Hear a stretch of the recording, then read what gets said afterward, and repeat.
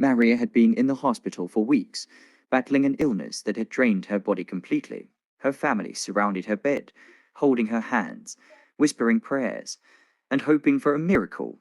But that night, the machines in the room beeped one last time before going silent. The doctor sighed, checked her pulse, and then shook his head. "I'm sorry, she's gone." Maria's mother let out a painful cry, while the rest of the family fell into deep sorrow.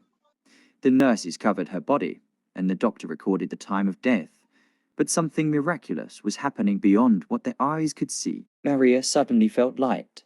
She opened her eyes, but instead of the hospital room, she found herself standing in a place of peace. Surrounded by a golden glow, there was no pain, no sickness, just pure joy. She looked around in awe, then saw a figure walking toward her. His presence was radiant, his eyes full of love. It was Jesus. "Maria," he called her name gently.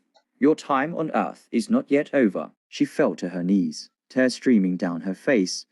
"Lord, am I in heaven?" Jesus smiled and stretched out his hand. "I have a mission for you.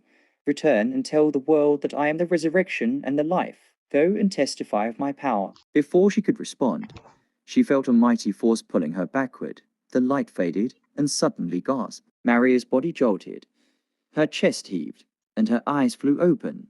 The room filled with screams. Her mother fell to the floor in shock, and the nurses rushed to her bedside. The doctor, who had just declared her dead, stood frozen, unable to believe what he was seeing. Maria sat up, her breath shaky but full of life. Then she began to cry, not out of fear, but out of overwhelming joy. "Jesus is alive," she shouted, her voice strong. "He sent me back. He is the resurrection and the life." But Maria didn't stay in bed. She got up, pulled of the 4 tubes, and began walking through the hospital halls, her hands lifted in praise. "Jesus is alive," she declared over and over. Patients in their beds, visitors in waiting rooms, and even hospital staff stopped in their tracks. Some broke down in tears, some lifted their hands in worship, and others simply stood there, stunned. Word spread quickly. Maria's story reached churches, news stations, and people from all walks of life wherever she went. She boldly declared, "I was dead, but Jesus raised me. He is real, and his power is still working today."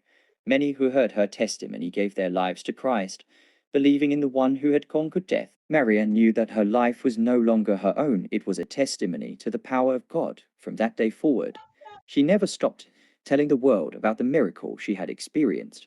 And every time she spoke, people saw the light of Jesus shining through her. Indeed, she had been raised not just from death,